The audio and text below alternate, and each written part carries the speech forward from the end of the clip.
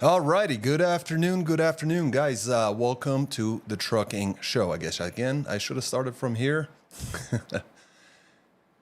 and headed over here. It looks like I may be the only one here today, waiting on some of the viewers to show up. Not sure if Alex will be joining us. Looks like the notifications have gone out for us going live. Is the trucking recovery real? Let's do this Q&A, guys. Looking forward to you guys joining me here in today's video. Looking forward to that. Please do give us a call. Gonna wait for folks to join us to jump in. Let's take a look here. And in the process, let's get a few things set up here.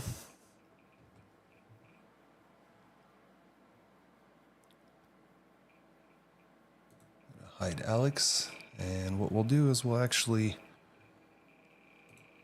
open up our Chrome so we're ready to roll. Couple of viewers in here today. Alrighty, guys. Very, very good. Let's go ahead and jump in. So I got a little presentation here for you. We'll definitely go ahead and get started. Hey, Reputable Rides, how you doing, man? I appreciate it. Thank you so much for stopping by. How's the sound? Does that sound okay? Thank you very much. So, a couple of viewers here. Hopefully, more folks will join us. I know that we've had some rough starts over the last little while. Last few shows that we did. Let me make sure the audio, everything is up. Does it sound okay there? Reputable Rides, everything sound all right? Okay, so I just want to make sure the audio and everything is booming. Yep, sounds good. Thank you very much, David. Thank you very much, sir. So we'll go ahead and jump in. Don't want to keep you guys waiting. I know that we had some rough starts over the last several last few shows. Let me see if I can maybe switch it over so it's a little bit easier to see each other. We had some rough starts. I completely understand. Let's, in fact, like the camera's crooked. Let's see if we can kind of adjust that a little bit. All right, so this should be okay. What I did today is I set up a bit of an agenda of what I'd like to cover because these are things that I believe are very, very important and should be covered. So thank you guys for joining. I got a few more viewers, so I appreciate it. So let's jump right in. So sorry for the crooked camera, etc., etc. Well, that's not good. Sorry, guys. Live show, anything can happen, right? Let's see. There we go. So, straighten this thing out so we're a little bit better.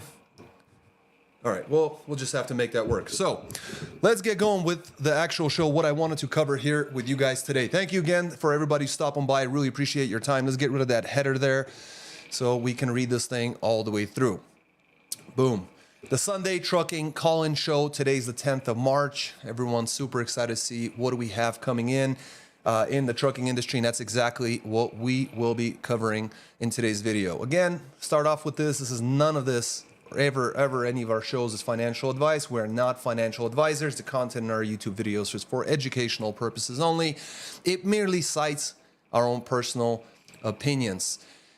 In order to make the best financial decisions that suits your needs, you must conduct your own research. If necessary, seek the advice of a licensed financial professional or advisor. Always remember to make smart decisions and do your own research. So you guys are all smart enough to know that, guy.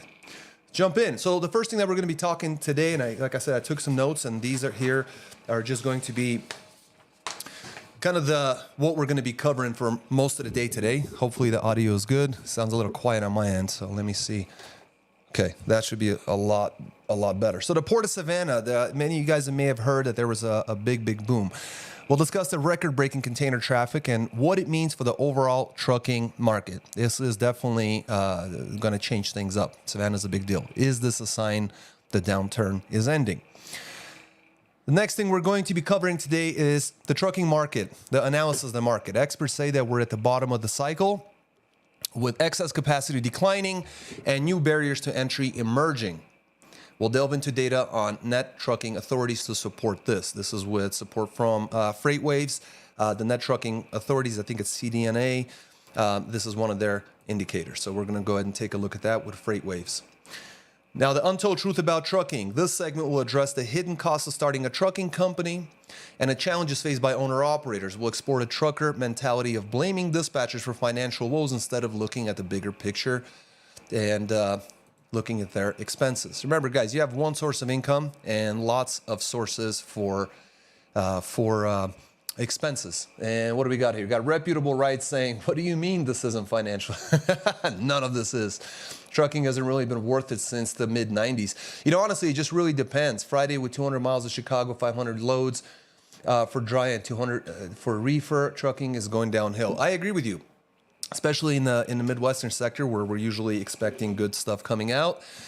We bite the bullet going in, you know, and then come out with better money, and it's just not happening lately. So you have to definitely know what you're doing with the market and being able to move throughout the right regions, not just your standard stuff for, oh, yeah, I got to go to Wisconsin, got to go to Chicago, got to go to Iowa, whatever might be the case, or the East Coast and stuff like that. Sometimes you're going to find some of the craziest markets that always underperform are overperforming at different times, like, for example, California during your produce season, right? Now, another thing we're going to cover is spot versus contract freight, all right? So the relationship between spot and contract rates has been in flux. Major changes going on in this area. I've been talking with you guys for some time in our weekly videos about the two markets running in parallel, and that's not how it normally runs. There's usually a differential between them. So we'll explore how this impacts carriers and how the current trend of normalization could be disrupted by unreliable actors in the market. So we'll definitely cover that. We're also going to look at California, their atmospheric rivers, and the produce market. As mentioned earlier, California, their produce season is a big mover, especially for reefers. Well, recent flooding caused by the atmospheric rivers is expected to disrupt the California produce season. This could lead to less freight and tighter timelines for truckers. Finally, the future of brokers. Will the spot and contract rates converging, what we talked about, brokers' profit margins could shrink. We'll discuss the potential for consolidation in the brokerage industry and how this might actually affect truckers and carriers. As always, guys, make sure to like and subscribe. We do these every Sunday. And let's jump in. Let's see, how do I turn this off? So let me see if I can get rid of this. And I'm going to jump into this since Alex isn't joining us today. So we're going to put my mug here at the top. So a little bit of a crazy angle, but just bear with me, guys. Let's cover some of the stuff. And again, guys, if you could, please drop us a like in there. That'll really help the algorithm get things rolling, get this information out there to you guys, to more of the truckers that's out there. Let me make that full screen so that they can jump in. So again, guys, those of you who work with us, those of you who are customers, whether you're leased on owner operators or you are carriers, you guys know we're a dispatch service. We're a lease on owner operator outfit where we lease on owner ops with their own equipment. A few different options are available. If you guys need to talk about that, call Kevin, talk with him. If you want to talk about dispatching and get more information about that, get that on our website. Call or text us. Same for the leasing side. You can talk with Alex about the dispatching side, myself as well. We're all available to help answer your questions. So one of the first things I wanted to cover today, guys, is the Port of Savannah. It's booming. Things are really, really looking good. So February 2024 actually saw a 14.4% increase in the container traffic compared to last year, same time last year, February 2023. So this is the strongest February on record, just so you're aware, and exceeding peak volumes from previous years. And now in the previous videos that we did for our weekly load videos, we talked about the ports and about the shifting of freight coming in from the eastern states, the East Coast, and moving over to the West Coast, some of the Georgia freight, stuff like that. But Georgia continues to peak at 14.4% increases. Yeah, and I believe, again, this is year over year. So strong imports and increased use of intermodal rail are driving this growth. So I know a lot of guys run to intermodal, a lot of guys run to drayage, things like that when the markets decline because they know that they can always get freight when it's coming into the country. So port work is super, super important. You guys are going to see a lot more freight in that region, in Georgia, Atlanta area, Savannah area, Florida might, really also benefit from that. Now, rail shipments out of Savannah are also rising. So this is not quite, at peak of pre-pandemic levels, but we will take it. This is something that is certainly something that we want to be able to take advantage of as it changes, because that freight will go into, your first mile, your last mile. It's going to go through different shipping methods. It's going to be LTL, FTL, or TL, if you will. So all of that's going to definitely benefit the trucking industry. We need it. We'll take it.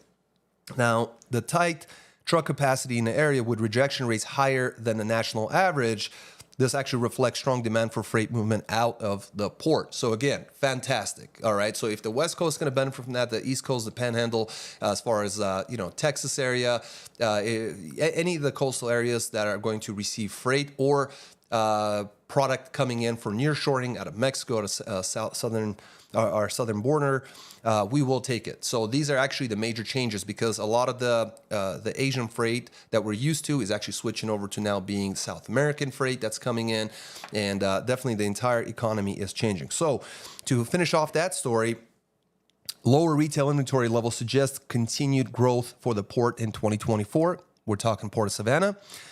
As retailers look to replenish stocks, this means high import volumes are expected throughout the year. Guys, take advantage. I'm telling you, everyone always likes to think of Georgia as the sister state of where you go to once you arrive in Florida. That's not necessarily the case. A lot of people do it that way, but Florida even has a lot of good freight, depending on the season. Study the seasons. If you have a reefer, if you have certain types of equipment, you could really take advantage of that, make good money going in, make good money coming out, take advantage of Georgia, some of those states.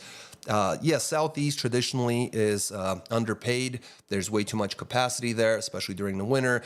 You are going to run into these types of issues. But at the end of the day, if you play your cards right, you can really make it happen. This is the reason why sometimes you'll see a lot of our drivers back to back, same names coming up week after week after week after week, and then some names just never show up. And the reason for it is because of the way that they run, how much trust they put into the dispatcher. And it's a lot easier for a lot of these guys because they've been with us for a very, very long time. So thank you guys for all the likes. Thank you so much for all the viewers stopping by.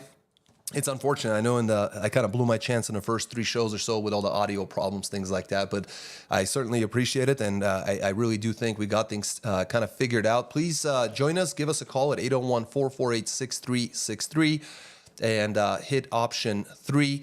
In fact, you could actually hit option 1. That'll come straight to me. I'll pick up the call and we'll cover whatever information that you have in mind or any questions that you might, or maybe some questions about the services, things like that. We can cover that.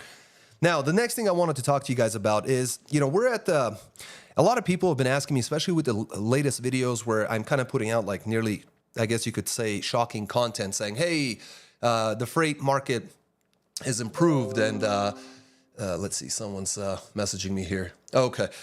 So the freight markets are improving. The freight recession is over. Those types of thumbnails, those types of headlines, you guys have seen me posting that stuff on Instagram, on YouTube, some of our videos, things like that. And the truth of the matter is that we have to look at it from a macro point versus a micro point. So most people, the way that they function is they look at things and they expect changes to happen like a light switch, okay? So you flip a light switch and suddenly everything's different. That's not how it works. This is macroeconomics. It takes forever. A lot of laggards, a lot of things that are going to take a long time to play out. And as they play out, they affect other aspects of the economy. Plus, we're in a very, very shaky ground, right? The whole global economy, the whole world's at war. So we have to be very mindful about predictions and, where things are and where they're going, where they seem to be going. You have to kind of take it with not a grain of salt, but a nice heap of salt. So from what I'm looking, and I've been following this for a long time, been reading these charts, I've been following through on this for some time. We're at the bottom and we're bouncing around. Basically, that's what's going on. So it seems that we have reached our bottom. We have finally reached our bottom, but we're just bouncing around. So basically what happens is you have support levels and then you have resistance, right? So it tries to find a new floor, bounce back, and resistance presses, right? If they're able to break through certain pricing, generally that's where it will stay. It will create a new baseline and go up from there. Or it could crash down lower. And then it also depends on how far lower does it go, and are we creating new lower lows or are we creating new higher highs? So that's mainly in a stock market, any sort of trading environments, that what you're looking for. But it's the same exact thing in the freight market. So that's what we're basically, at least that's what I look for to see where is the general trend going. Now, Excess capacity has been stubborn, but they can't hold on forever.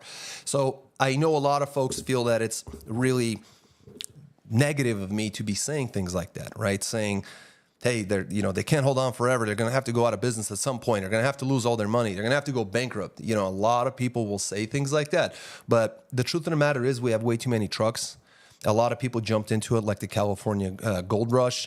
They went in there. Some people did it at the wrong time towards the end. At the time the bubble burst, they went out of business. Others have held on to dear life because the money was so sweet that they decided to, let's go ahead and just hold on, get through this period. People are talking. Everyone's got predictions. Everyone says, I've been in this industry for 30 years. This is normal. This is what happens. But as we have seen, the downturn in this market has actually lasted longer than the upside of the market. And now what's happening is it's a critical point where a lot of companies are going to say, we cannot do this any longer. So we're going to have to close down. Plus, in addition to this, and much more important for new carriers, those of you who are thinking about getting into the industry, in business, there's a thing called barriers to entry. Some businesses have very high barriers to entry. Some businesses have very low barriers to entry. Trucking has very low barriers to entry. Now, some might argue saying that a truck is expensive, trailer is expensive, operating costs are high, diesel, insurance, et cetera, et cetera, et cetera, et cetera, just to touch on a few of the things. But trucking still has low lower barriers to entry. What's happening now, what's appearing on a horizon is that new rules, new regulations, new laws are going to be going into effect that will primarily affect the new carriers. It honestly seems like the powers that be are trying to make it more difficult for new carriers, less established carriers, new guys to enter the industry again. Very similar to how brokers were saying, got to have 30 days, got to have 60 days. Then it went to 90 days. Oh, you got to have 6 months. Oh, you got to have a year. I've seen some that said you have to be in business for 2 years before they'll work with you. Okay, now far and few in between. There's a lot more of them nowadays that require 90 days, 3 months, 6 months, a year, whatever it might be. There's a lot more companies that are doing that. On top of that, if they're going to create new barriers to entry as far as qualifications, requirements, things that will hold back new carriers from being able to operate in the market and actually make money, how long are they going to be able to stay in business? Most people don't have, let's say, $80,000 just sitting around and saying, okay, here's what we're going to do. For the next 3 months, we're going to hang out and take care of all our paperwork and get set up. The next 3 months after that, we're going to get our feet wet. You can't do that. You're going to be out of business, and it's going to take you years to recoup those losses. So this is definitely going to affect those of you who are looking to enter the industry. I don't know, for some reason. Guys, is your chat working? I'm not seeing anything in the chat. There it is. Now it's popping up. There it is. Keep it up. Thank you, James West. We got Handel saying he just bought a 2020 Volvo 860 with 407,000 miles, 8,700 engine hours, and 6,900 APU hours. Been running a pack lease, truck, and for the last 12 months on the spot market, working on cutting my costs. Fantastic. That's exactly what you want to be doing. Now, I'm not sure if... I think you're referring to a pack motor, like a Packard or something like that, right? So I'm a little bit not exactly sure, but whatever works for you. I have heard that the new trucks are definitely different. How's the Volvo repair costs and breakdowns? Yeah, that's a really good question. So I know a lot of folks love Volvos. A lot of people hate Volvos. Generally, the Eastern European sector loves their Volvo because of the comfort, but a lot of other folks will not, use them, drive them, haul freight with them because outside of comfort, they feel like they're really not worth the money. But it really, really depends. There's just diehard Volvo drivers out there, and believe it or not, there's diehard. There's a number of diehard Freightliner fans as well, freight shakers and whatnot, So there's definitely a lot of that. So congratulations. If you ever need any help whatsoever, let us know. Not trying to sign you up for anything. I mean, I can send you some information about getting those permits, getting your first year, your new audit. If you have any questions, your new entrant audit will be coming up if you did open your own MC and you're running under your own MC. So you're going to need a few things. I'll be able to help you out. So if you have any questions, just give us a call at that number right there, 801-448-6363. Hit option 1. That'll come to me, and then, me or Alex, and we'll get that taken care of. So guys, the next thing I wanted to talk with you guys about and just kind of cover Thank you so much. Thank you so much for the likes. Appreciate it. Guys, the next thing I wanted to talk with you guys about is actually the net trucking authorities. Now, this is a freight waves indicator, but very, very cool. So the net trucking authority is actually declining, okay? So basically, we have about 100,000 too many MCs. About there. It's about between 90 and 100,000 too many MCs. Now, the interesting thing is that some MCs might have one truck, some might have 100 trucks, you know, whatever. So it's very, very difficult to put a number on it. But as far as just generally speaking, motor carrier authorities, we have about 100,000. Now, how they calculate the net trucking authority figure is you take your granted authorities, you subtract the revocations, and you come up with the net change. And that's how they do it. And you can actually see that with Freight Waves. They have a chart you can follow, and you can actually see that as it changes. They do update it. But in many cases, you're going to have a membership with them, which is about $7,000 just to get started for 1 year. So it's quite pricey. Now, the other thing I wanted to talk with you guys about is, you know, truckers. They say that carriers aren't making money without actually knowing the carrier's operating costs. I run into this all the time. Guys, here's the crazy thing that I've noticed. It's this tendency, it's a crazy tendency of people jumping into the comments of every single one of our videos, especially the popular ones that kind of go viral a little bit, they get more views. And I'll say, garbage loads. No one there made money. All that went down into into diesel. They made nothing. How do you know? That is basically the assumption that your operating costs are the same as my operating costs as they are of the next guy and the next guy and the next guy. But you don't know that. I've got drivers that, you know, have old trucks, you know, turn their own wrench. They fix everything. They do all the upgrades. They do all the, you know, all the maintenance, all the repairs. And yeah, they're still more profitable. Okay. The premiums are lower. Truck values are lower.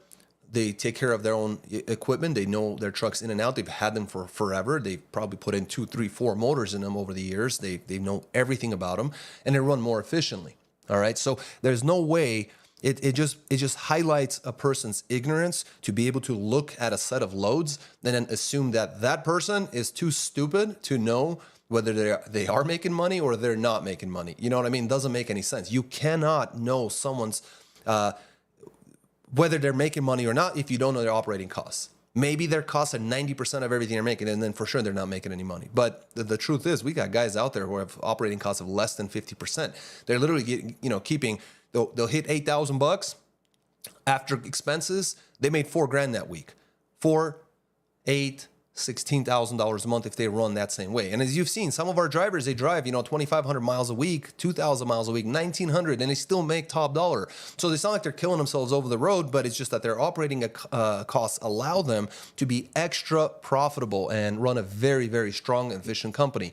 And if you're not in the same position, that doesn't mean everyone's in that same position. So if you guys need help, we're here to help you out. But with that general approach of, you are the problem to the industry. How are we the problem to the industry if we have customers, and we have a ton of these customers, where the story is we work with these dispatchers, they got us nowhere, we almost went out of business. I've heard the same stories of, well, we have this, this mentor, this guy's mentoring us. And a lot of these guys, I'll talk to them, I say, listen, stop. Your mentor has brought you to the brink of disaster. You are at the cliff, like our thumbnail. You're at of this video. You're at the cliff of falling over, and you're still listening to this mentor. Quit doing that. Figure out your operating costs. Look at your expenses. Look at how you're running, the markets you're running, the rates you're getting. Where are you fueling up? Where's your insurance? Where's your factoring? Take care of all those things. Get it all down. Figure out your operating costs. At that point, you'll be able to know whether that guy commenting in your videos is actually correct about you or not. Are you making money or not? And generally, I just ignore those comments anyway. So got a few looks like a few comments here or in the chat here. Running under a lease right now, but want to open my own authority. Can I have it open for a year or 2 without insurance so it becomes certified? Okay, so we'll answer that because I don't want to pay the crazy cost while it takes a year to get decent loads. Okay, so reputable rights, we'll answer that right now. Then David Orkera will take 50,000 to 100,000 loan, 15% interest in this market based with your predictions on the spot market. Dry van is in the Midwest East Coast for the oncoming months. Okay, I just want to make sure I understand that correctly. We'll take a $50,000 to $100,000 loan with a 15% interest in the market based on your predictions on the spot market. Okay, drive in. So honestly, if you're taking that much money on a 15% loan, I would not do that. That you're never going to be able to pay that off. That is extremely, extremely high, especially for if you're going to take that for a piece of equipment. It's probably not going to be the best shape of equipment. There's a lot of additional costs you're going to have to keep in mind and keep those things in mind because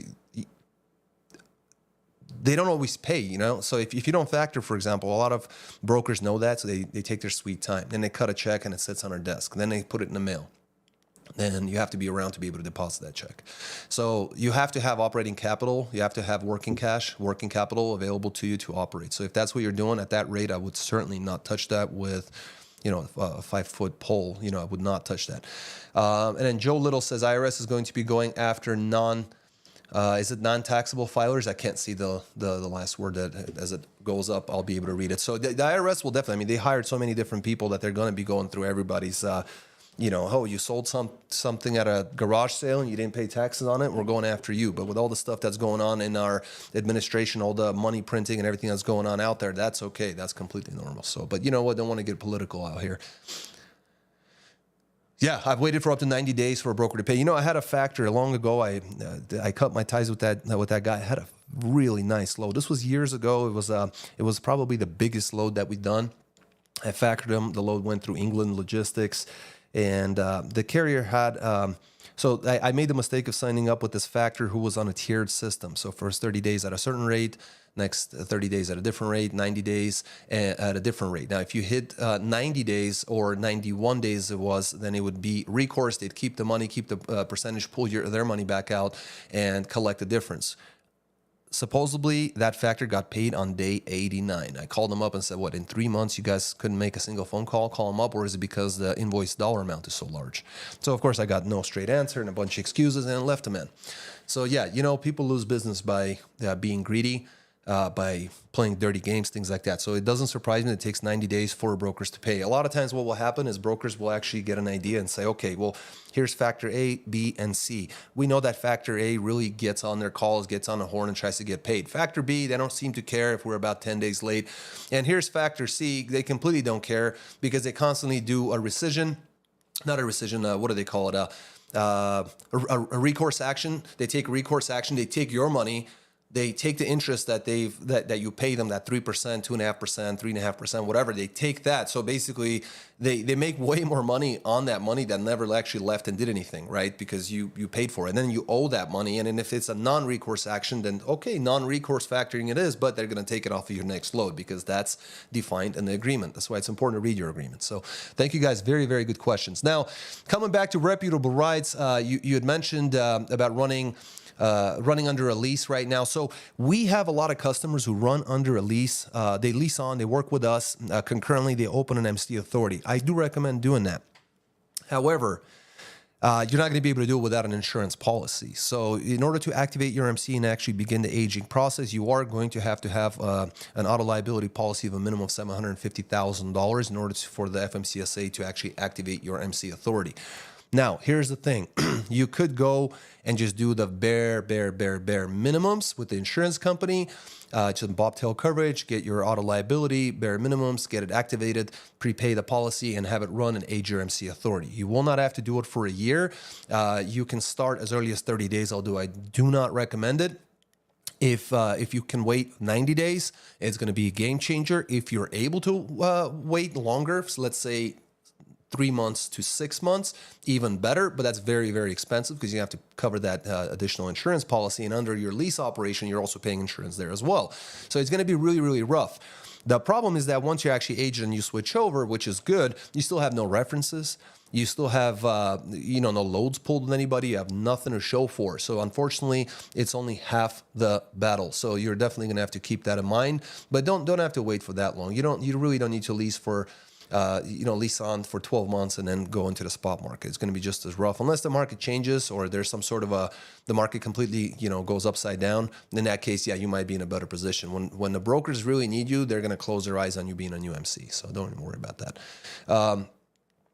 Up to 90 days. Can I use my current bobtail insurance for the FMCSA? So the bobtail insurance is not what activates your MC authority. What activates it is your auto liability portion of your truck insurance. So that's why I say if you're not going to run under there, don't get trailer coverage. Run that through the company that you're leasing under. The bobtail coverage that you have through your trucking, the leasing company is going to cover you there anyway. And it's not a requirement for the FMCSA as it is. The only requirement that actually activates your MC is going to be your auto liability portion of your insurance policy, which unfortunately is the lion's share of the premium. So that's why I'm saying don't go out there and just pay a ton of money and then just sit on it. If you're going to do that, 30 days with a trailer, 90 days with a trailer too, a year with a trailer too, anything. Don't do the whole power only game. Don't do that. You're going to shoot yourself in the foot. So he already has auto liability. Yeah, so keep that going. Your MC should be active. When we get off the stream, maybe on Monday or something like that, you're more than welcome to call me. I can run your information through, or you could do it yourself through Safer and see what it says there, what the effective dates are, what the policy information shows, and we can see if it's authorized or not authorized to haul freight. So let's definitely take care of that. Again, 801-448-6363, hit option 1, come out to me or Alex. Either one of us can help you take care of that. But I would definitely get that auto liability policy, start aging your MC, start setting up with brokers, and get all of your permits taken care of, like your New Mexico, Kentucky, New York, Oregon. What else we got? We got Connecticut.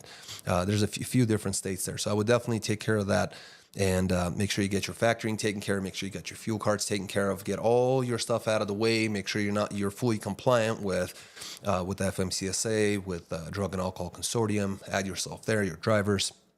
Take care of all your way station stuff. Anything that's going to help you run a company that you're going to need. Take care of that, man. Hey, I appreciate it. D6 for Falcon. That's got to be some sort of a car. I'm pretty sure that's definitely a car. Anyway, yeah, so I'm the owner operator with my own LLC. So your LLC is just a vehicle for you to be able to accept money. I had a carrier that I worked with, turned out to be they were leased on with FedEx, and they believed that they ran a trucking company. All they had was a business entity that allowed FedEx to cut the checks to that entity. That does not make you a trucking company. So good on you for having your own LLC. I'm a bigger fan of corporations, S corporation and an S corporation taxation, but you can also achieve the same end result with an LLC as well. And they're a lot easier to manage than corporations as far as taxes and as far as the regulations on running that business, car hauling or flatbed. So when it comes to car hauling or flatbed, I would stick with flatbed, to be honest with you, because car hauling has definitely changed a lot. You're going to need to have a lot more experience. The trailers are extremely expensive, high maintenance, and there aren't really any load boards you can go onto. Give it a shot. Go on any load board you want. Go look for a car hauler trailer type. You won't find it. So it's more of a... you're going to have to go shake some hands and talk to folks and talk to people and make some agreements, go to car auctions, go to dealer lots and figure these things out all over the country. Plus, the cost of transporting a vehicle, cars and SUVs, trucks, things like that has declined considerably. I've known several guys who've made a fortune in that business and have left over the last several years, selling all of their equipment, truck, trailer, MCs, everything, completely exiting out. So there is definitely that. So let's take a look, guys. So once again, if you have any questions, give us a call, 801-448-6363. Hit option 1, and that'll come to me. Then option 1 again, I believe. I think it's 1, and then it'll come to us, and we'll get that taken care of. I have talked with you a couple of times, but I switched over to the hopper bottom. Still have dry van as a backup. Fantastic. Yeah, that's why it seems so familiar. Hopper bottoms are good. A lot of grain work is happening right now. There's a lot of stuff. I've talked to a lot of folks where hoppers are picking up again, so that might be a way to go for you. Some consistent money, especially on local and regional runs, depending on your market. Absolutely, utilize whatever you got. The dry van will save you when the time comes because it's very, very seasonal on those hopper bottoms. And the other concern that I have with that equipment is that, oddly enough, the people who run the type of work that requires hopper bottoms, and they're the customer who pays you, they tend to not pay. So they tend to make big promises, but then they have to chase your money, worse than a broker, worse than a factoring company. So there's definitely that. So guys, again, we run truck dispatch services. Let me see if I can maybe Yeah, we don't have Alex here today, so this is what we got, right? So call us 801-448-6363 extension 3. You can also hit extension 1. That'll come to me. I would love to have you. Will dry van ever pick up again? So yeah, we'll look over that. I mean, a lot of our dry vans have been doing very, very well. Generally, during difficult market conditions, guys, we're generally looking at reefers. Reefers are the ones that are going to be your food, water, medicine, things like that, the bare necessities of everything needed in life. Vans are going to come second, and flatbeds generally take the beating. Out of the 3 main equipment types, the van, reefer, and the flatbed, that's generally the breakdown. Reefers are very expensive. Insurance, maintenance, and all the liability you take on, taking refrigerated freight. So obviously that's going to be your tougher market. But when markets get tough, those are the ones that are going to be running. Plus, if you're a newer carrier, you have one piece of equipment, a reefer is going to save your butt out there when you can't find a load. Often, you should be able to find a dry load, get it in the truck, and get you out of that market into a better market. So hopefully that's what we got going on that end. So it definitely will pick up. And yeah, end dumps and hopper bombers don't really fluctuate as bad as other divisions. Yeah, you're absolutely right. In terms of rates, yeah, but they're definitely quite seasonal unless you're okay with putting in different types of stuff into your trailer, especially the end dumps and things like that. We had a few customers who had the end dumps as well, and similar to stories where they're chasing after money. A lot of these guys were local in Utah. So kind of moving on, guys. Know your operating costs. We've made several videos. I'll have to find them and maybe I'll put them in the description box here after the live. But I highly recommend it. And it's funny because those are the very videos that got the least amount of coverage or views. And it's truly, truly unfortunate because in those videos, I've showed you guys how to calculate your operating costs, what to look for, some of the most important things that you need to be always aware of. And we also made another video that got like almost no views whatsoever. I mean, got like a few hundred views over like a year. And that one actually was helping you guys clearly show you how you can actually save for retirement. Because the problem is, and this, I get it. I understand that truckers are doing bad. They're like, Vitaly, you're crazy. You're thinking about retirement. I got no money. I got no 2 pennies to rub together, right? And I understand that, guys. But the thing is, at the end of the day, we have to do that because trucking from 30 years ago to now, trucking from 40 years ago to now, 10 years from now, a lot of people will eventually get too old. They're going to have to retire. And back then and now and over the years, we're still seeing the same thing. Truckers don't set aside money and they just become too old to work and they're in a really bad situation. I've seen way too many older guys that I've talked to who unfortunately were, the truck's not paid off, the home's not paid off, the trailer's not paid off, and he's been in the industry for 40 years. He's an old man at this point. He's still out there hauling freight because, unfortunately, the lack of education for financing, for be able to do personal finance and be able to set aside some money. We talked in that video about IRAs, Roth IRAs, 401ks, some of the benefits that you guys can do, some of the aspects of taxation of like an IRA versus a Roth IRA, loopholes, things like that. And that's the video that gets nothing. But I bet you if I make a video with a slice of pizza with pineapple next to it, then I'll get all the views. So that's the truth there. Getting back to the chat, guys. Chad Reynolds, thank you so much for that, sir. Stays busy 12 months a year where I'm at right now. Hey, look, congratulations, man. Chad, that's awesome. You should keep doing what you're doing. This is just generally the stuff that I hear from other folks. I have no experience with either end dumps or hoppers or belly bottoms or any of that stuff. So the truth of the matter is I'm not the best in that area.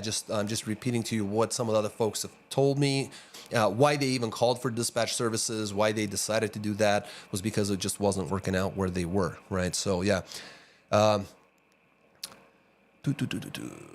Mr. Falcon there says, anyone going to be at the Mid-America Truck Show? So you guys can kind of answer him there.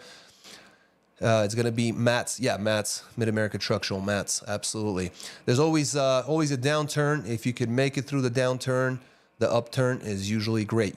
Chad, you're absolutely 100% correct. And this is why every video I'm always saying, look, guys, continue, hold on, make it work.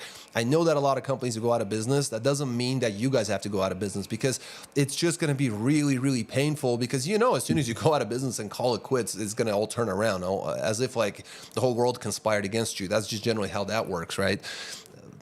You want to hold on. You want to be able to hold on. You want to be able to push it through. pivot, find new ways, save money, find new ways to reduce costs, expenses, find new ways to increase your revenue, and just slowly, week by week, get through this period. You won't want to miss it when the market turns. There's going to be a lot less trucks, lower capacity, higher volume, higher rates. There's going to be a bigger spread between contract and spot market rate, and we're going to talk about all those things. So yeah, I think that's why it doesn't fluctuate. It's kind of a niche market. You're absolutely right. It is definitely a niche market. He says, with all the new FMCSA rules changing tomorrow, who's going to hurt with all of this? Honestly, mainly is going to be new carriers. It seems like the USDOT, the FMCSA, a lot of the brokers, a lot of the companies that are out there, a lot of the lawmakers, if you will, are the ones who are actually trying to make it so that it's more difficult for new entrants to come in to the industry. Basically, that's what they're trying to do. So the best antidote to that, guys, is before you jump in. See, people do things backwards. They run. They open an LLC or a corp or whatever. They go hurry up and buy a truck. They buy a trailer. And then they call it dispatch company. It doesn't work that way, guys. You have to find your money first before buying equipment. Don't ever buy a piece of equipment if you don't know how you're going to keep it busy. Because, anybody can go buy a piece of equipment. There's plenty of people willing to sell to you. If you got the money and a pulse, you qualify for a lot of these companies. But the truth of the matter is you have to find a way to use that shovel to be able to dig a hole and get to the gold, right? If you're digging in the wrong place, you're not digging at all. You're not going to get anywhere. So definitely look at the freight market from a macro perspective, not the micro perspective, and then that will generally allow you, because you're going to zoom out and then you're going to see it for the forest for the trees, and instead of being always stressed out saying that, oh my God, this week I got below $2 a mile average, and the week before that was a $2.25. I'm losing money.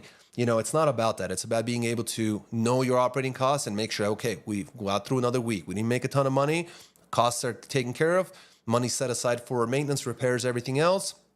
Pulled out a little bit of money. Family's doing good. Got a roof on over our head.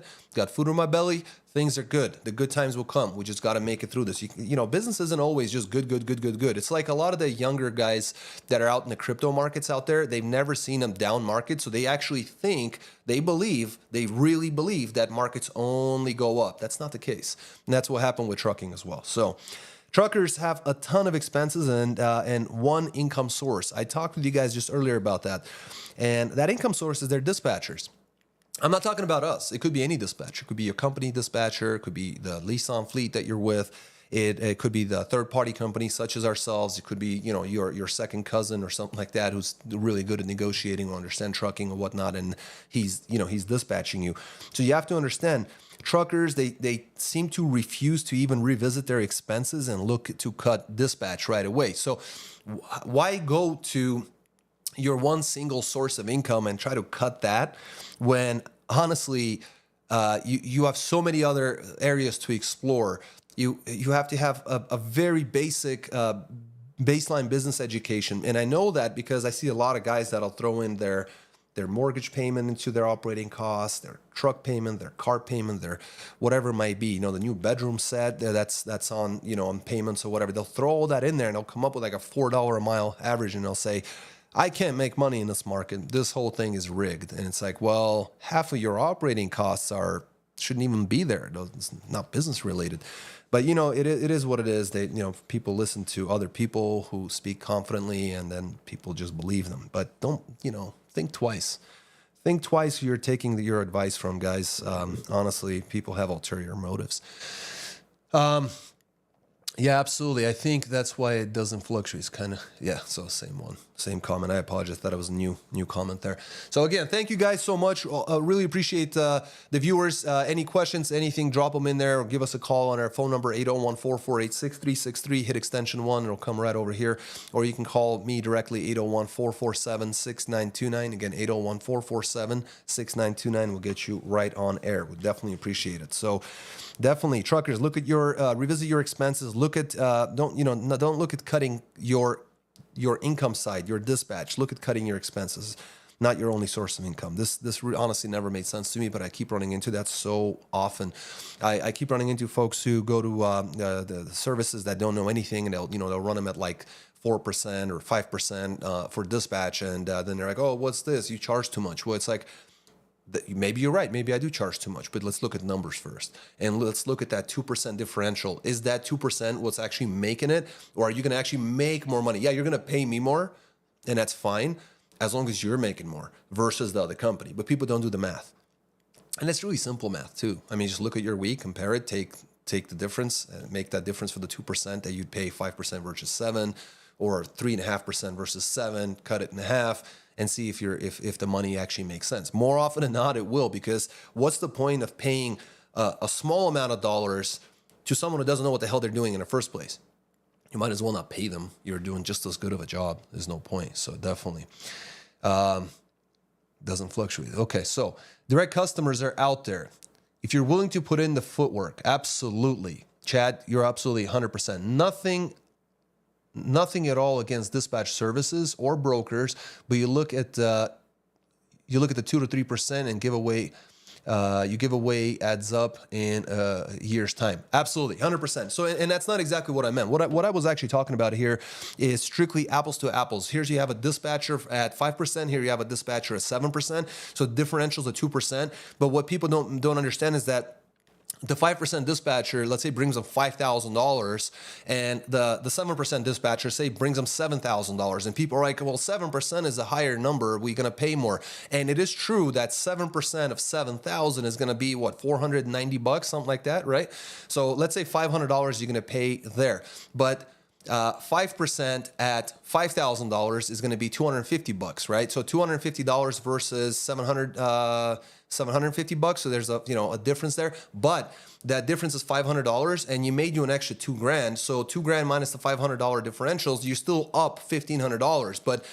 But my dispatch bill is higher than otherwise. Well, it's higher because you also made more money. So you grossed more and you netted more despite having higher operating costs. So that's the math I want people to do. Like, be fair with yourself, be fair with me, be fair. That's all I'm saying. Be fair to yourself. Count the numbers, look at the numbers and be like, okay, yes, you're more expensive, but let's look at the numbers. How does it play out?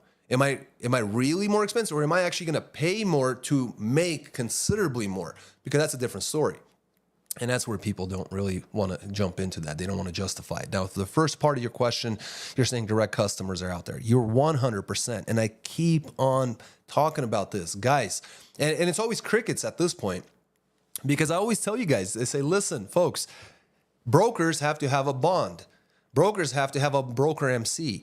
Brokers have to, as they grow, a bigger and bigger and bigger bond, right? To cover the amount of business that they write, right? Like TQL doesn't just go by a $75,000 bond. They have like probably millions of dollars worth of bonds available, and they're obviously self-insured in many cases, or use different companies for different bonds that they write. And different brokers as well do different things.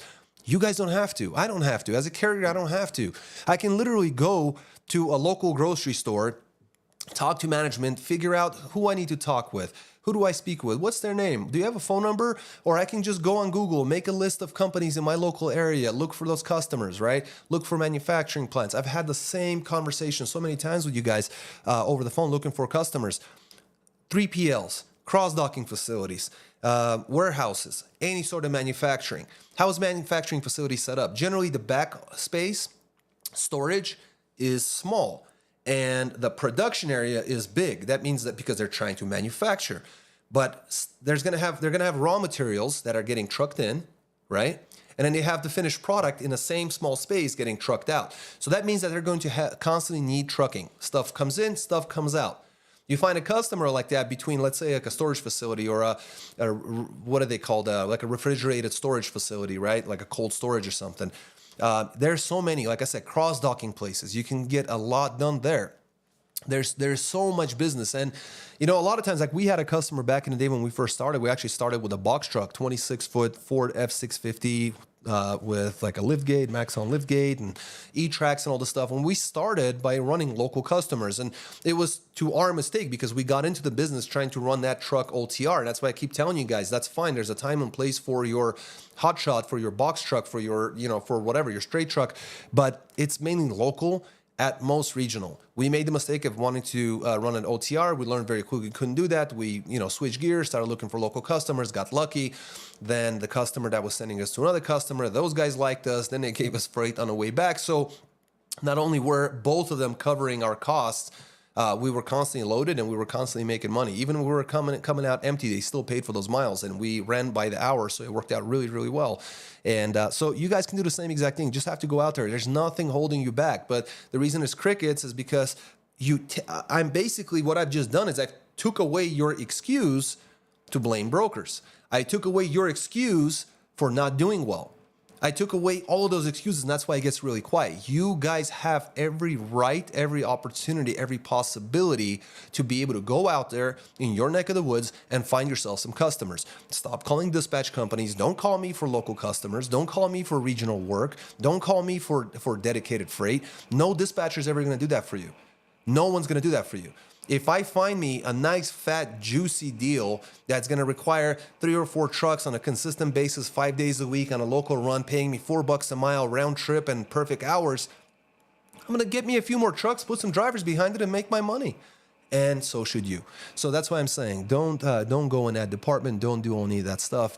You want to run local, find your own customers. You want to run regional, find your own customers. But you want to run OTR, then don't put that pressure on yourself where you're having to fill out packets. Sit at a truck stop with bad 4G signal, trying to book freight with your headset in a cab. You're already living in that truck. You're already barely seeing the day of, the light of day, if you will. So the truth of the matter is, at least, let the dispatcher, someone's more experienced, who has the comfort of having, screens, data feeds, information, a physical phone, and the knowledge and skill set and the experience to be able to actually squeeze out every last dime out of these brokers and get you moving. But if you're going to do anything other than that, like running local and regional and stuff like that, or especially if you're going to run LTL equipment, guys, go out there, look for your own customers. Absolutely. Yeah, he's saying, are you in the market for another dispatch? We have a friend, 10 to 12 years, who just left. He's tired of making just 1%. So here's the thing. Right now, I'm definitely not looking to expand with the way that this market is. I think we're sitting really pretty with the number of guys that we have right now and a number of customers. Things are fine, and we always keep somebody in the back end where they're always in training. They're just usually kind of hanging out, listening, learning, and then we give them one truck and they're under heavy supervision. So we always have someone there just in case I have an influx where a larger company comes in with like 15, 16 trucks, and we can, kind of slowly bring them aboard, and that's when, we'll be able to break it down. But we never give those new guys a ton of trucks or anything like that. But definitely so much, Falcon. Thank you so much. Chad Reynolds says that fuel and maintenance is two of the biggest expenses. Find a way to keep those down right out the gate. You're 100% right. Fuel is a big deal. So if you're able to save 20, 30 cents on every gallon, the amount that you burn, you're going to save a ton of money. It's going to remain right in your back pocket. Maintenance, same thing, like in the spreadsheets that I've showed you guys. Set aside money that you do not touch and you continue to add to it. If at the end of the year you only used a portion of that money, then that's extra money. It's going to be considered taxable income.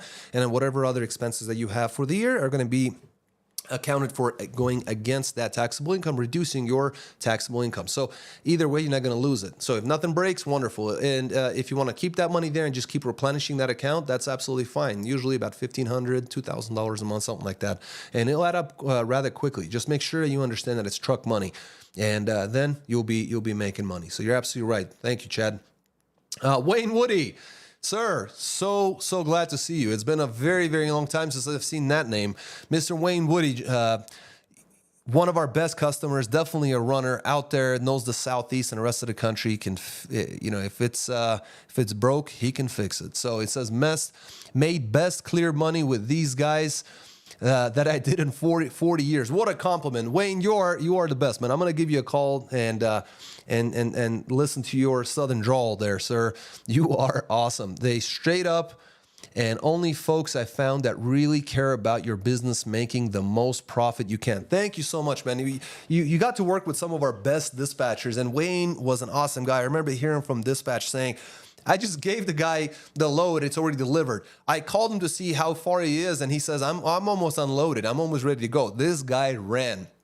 And he was interesting because I would talk to him on the phone, and he would literally hear something working incorrectly on his truck, so he knew it. Oh, that's the clutch plate. Oh, it's this or that. He could literally feel how his truck was running. That's how that's that. No replacement for experience. That man would drive his truck home, take it apart, fix everything, and be back on the road by the end of the week or by the beginning of next week. Awesome stuff. Thank you very much, Wayne. Really, really appreciate you saying that. It's very, very cool.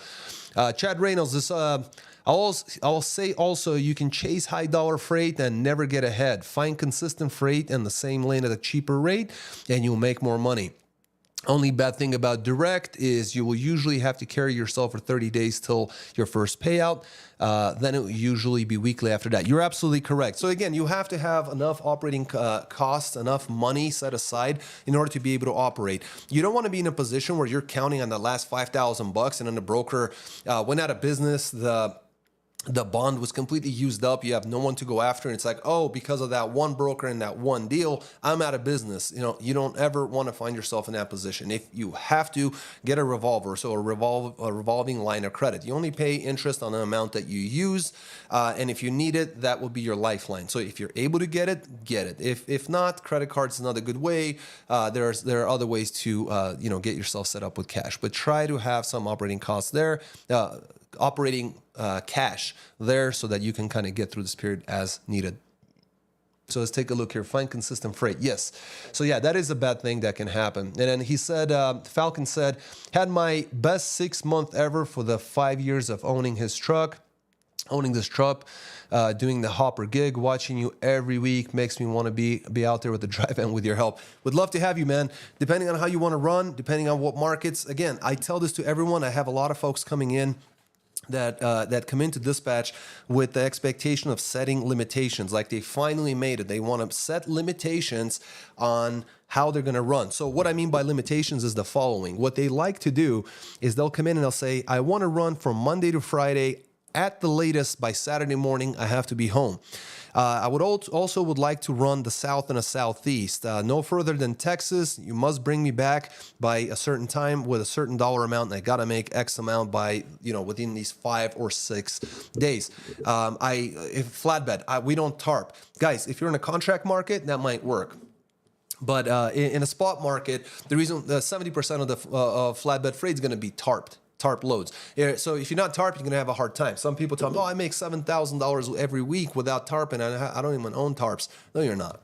All right. I got people that have come to us claiming to have years and years and years in industry. And let me get rid of that. So,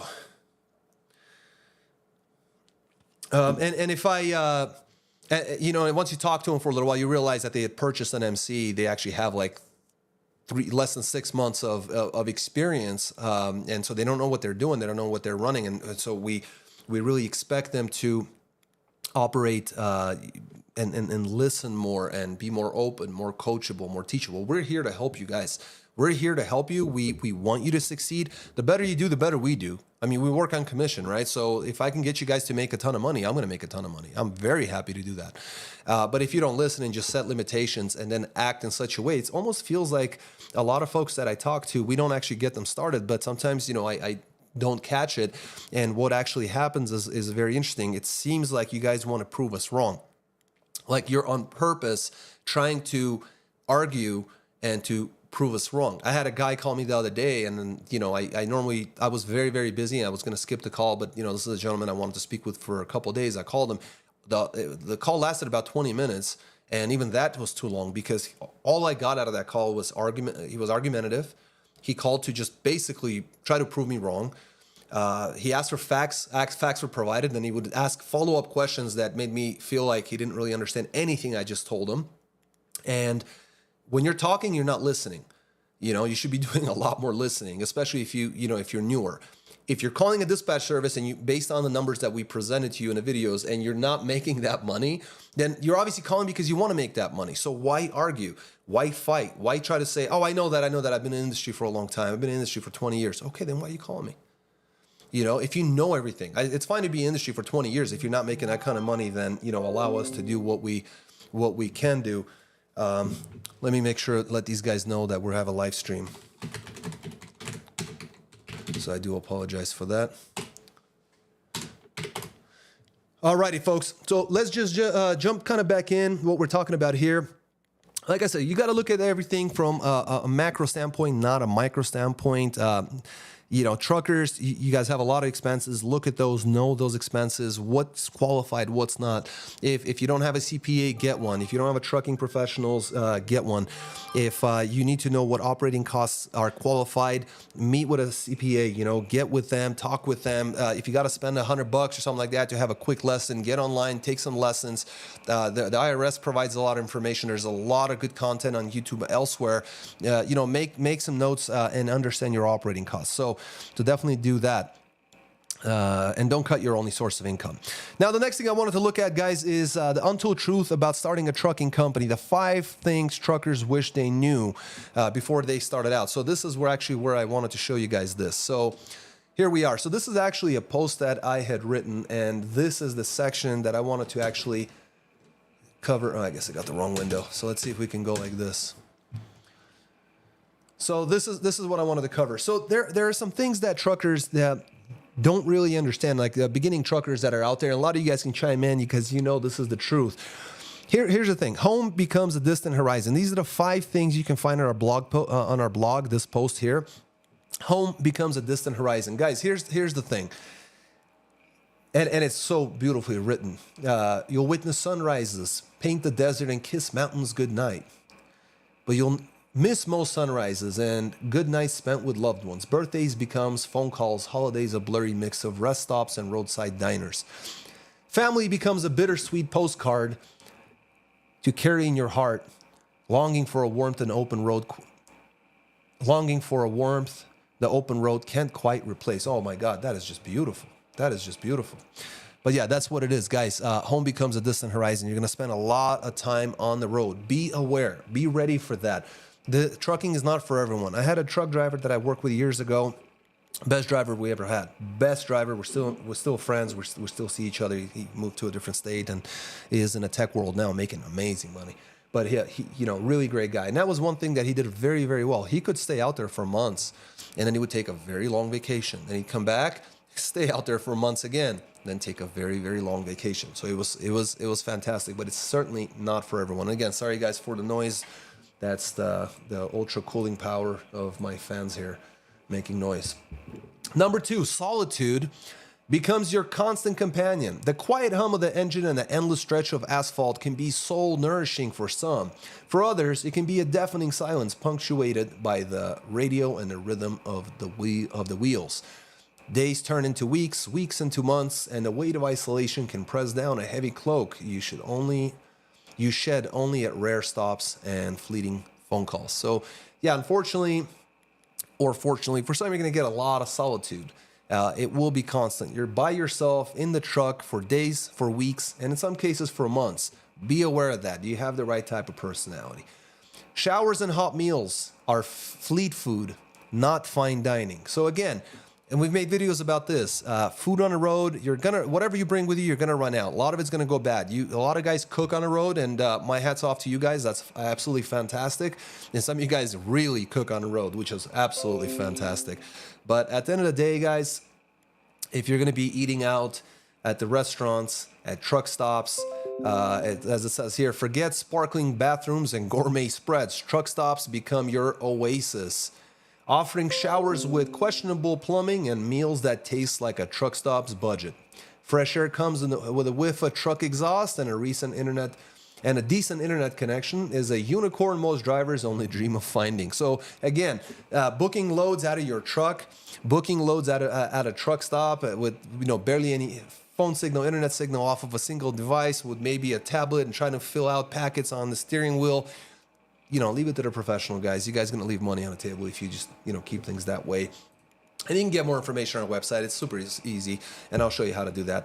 The next one, number 4, is sleep becomes a stolen privilege, not a right. The clock becomes your enemy, constantly reminding you of the hours of service limits and deadlines, right? You guys are basically living with HOS. You snatch sleep in stolen moments, parked at rest stops or cramped truck bunks. The constant rumble of the road lulling you into a fitful rest that never feels quite enough. And number 5 is not everyone appreciates your open road love. Rude customers, impatient drivers, and traffic snarls become unwelcome companions. The romance of the road fades when you're stuck behind a slowpoke or dealing with an irate shipper. Patience becomes your mantra, a shield against the frustration that sometimes threatens to boil over. So I think those of you guys who've been on the road for some time definitely know. So, and all you have to do is just jump in here in any one of our pages and where it says learn more, first name, MC number, email address, and phone number. Hit learn more. It'll take you to a pretty page and it will be done. Again, as a free educational resource, all of our videos are on our YouTube channel. All of our videos can also be found on our website. Let's see if this thing, I guess it doesn't want to listen to me here. Oh, it opened a new okay, that's what it is.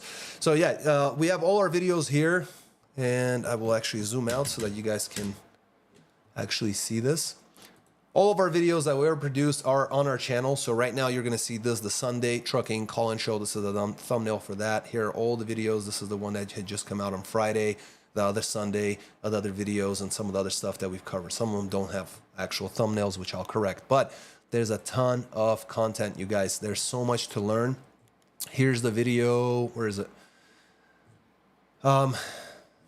Here's a video that will actually help you guys with your expenses. So we got it right here. Where is it?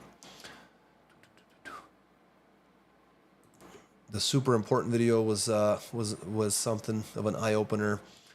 I have to go back a little bit, but if you search for IRA, things like that, you will find that. So it's an older video. I'll actually find it on our. So if you go here, the little icon, and you search for, let's say, IRA. I haven't done this, so I think it's going to do it. So right there, truck driver retirement.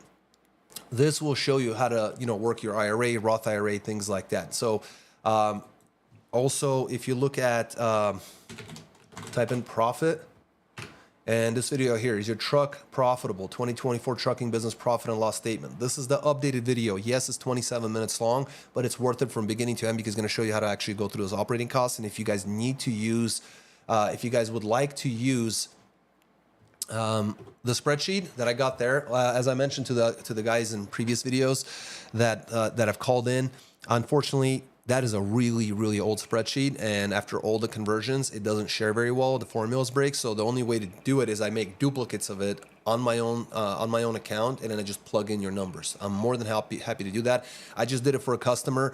It took me about a week to get all the numbers taken care of and get everything slowly plugged in, but we produced three drivers, 3 reports, the current data, the updated data where we'd like to see them, and also based on the averages, the rates of loaded and unloaded that they've been running with us since the beginning of the year, what would happen if they just kept that same exact rate with the expenses that they provided me and how much money they would actually make. The reason we did that is because the customer's fantastic, good people, working very, very hard, but he was concerned that, hey, I'm busting my butt out here. I'm not making any money. What's going on? I said, man, I really find it really hard that you're not making any money. Hard to believe. And so I said, would you please send me this information? The man's wife sent it over. I looked at everything over and just produced all the PDFs, sent it over to them so they can print and rest assured that they are certainly making money. So lots of comments here. Lots of people jumping in. Direct Freight had my best 6 months ever. Thank you. Thank you. If you're a dispatch service that cares, which sounds like you do, you should mingle in the end dump hopper world. I think you may be surprised at the turnout. You know what? That is something that I'll definitely take a look at, because especially considering we're in Utah and there's a lot of that. And there's a lot of freight for that trailer type. And I also know some folks in that industry. So that may be some time for me. It might be time for me to grab a cup of coffee with some of the old timers I haven't seen in a long time and see how they're doing. And maybe they can kind of get us some more information. That's honestly how I started in the industry. I didn't know anything. And I had a lot of folks that helped me. They were the ones who actually helped me. They answered questions, mainly coffee shops, buy a coffee here and there, pick their brain. You can really get very, very far with that, and I highly recommend that strategy. So definitely thank you very much, Chad. Really appreciate that. Lord Kevin, hey, what's up, man? How you doing there? Get an electric skillet, eggs, bacon, chicken, steak, all you need. You're absolutely right, man.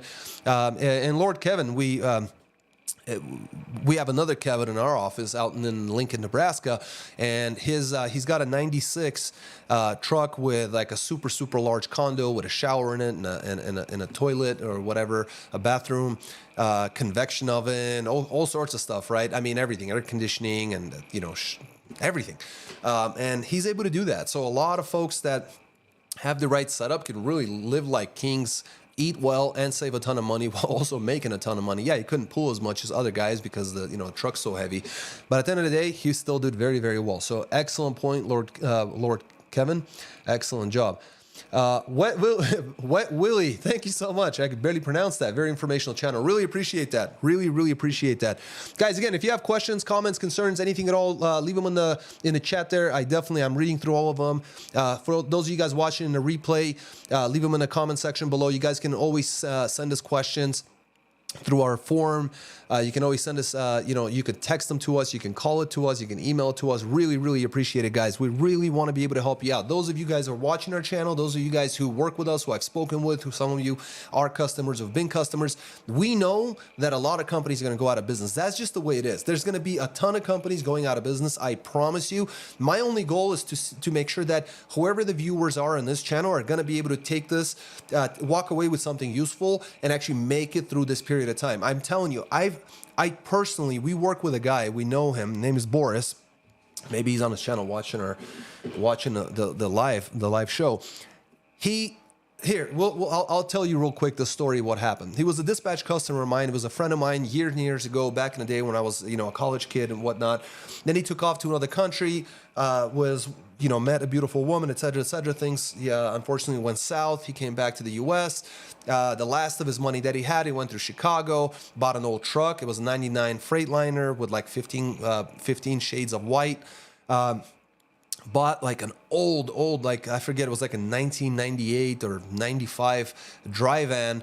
And, he came over to one of my first offices that I was just starting out at the time. He said, man, you got to dispatch me. We've known each other for a long time. And I said, look, man, you're not going to make it. I ended up actually having to charge him more money because it was such a struggle to get him going. I said, well, what do you got going on? He said, look, man, I just bought this truck. I bought this trailer. I got the insurance. I took care of everything. And the last of my money is in diesel. Like, literally, he had no money to even like eat or anything. His mom packed him a lunch to go.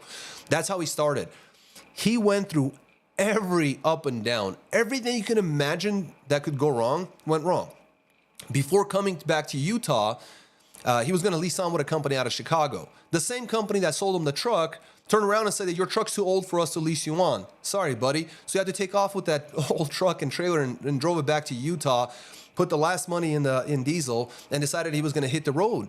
And he called me up, and I said, okay, yeah, I'll do the best I can, et cetera, et cetera. And we got him set up. We ran him. He worked very, very hard. And one of the runs, I remember, I think it was in Texas. Yeah, he was running a load of beer, in cans. It was a beer load.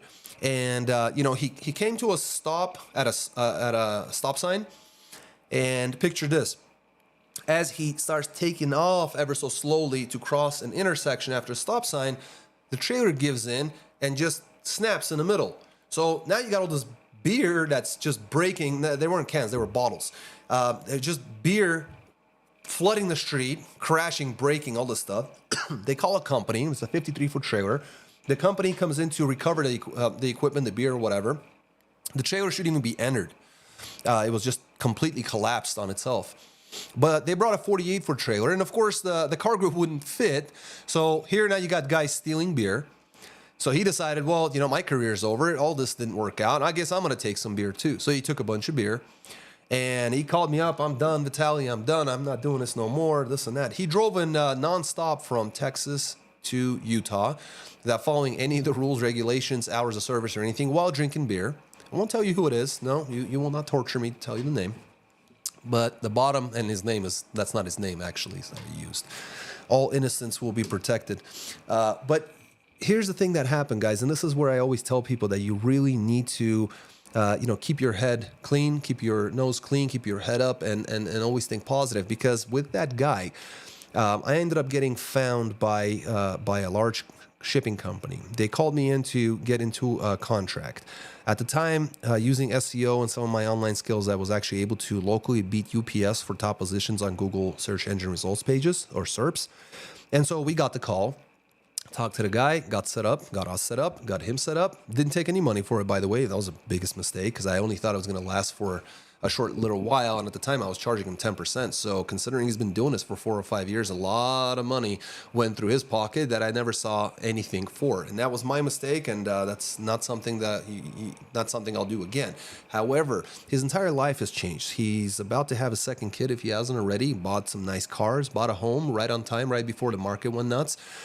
He still has the same old truck, will not sell it to anyone, bought like a Tesla, bought some bikes and toys, and got married and did everything. Guess what? He was this close to quitting.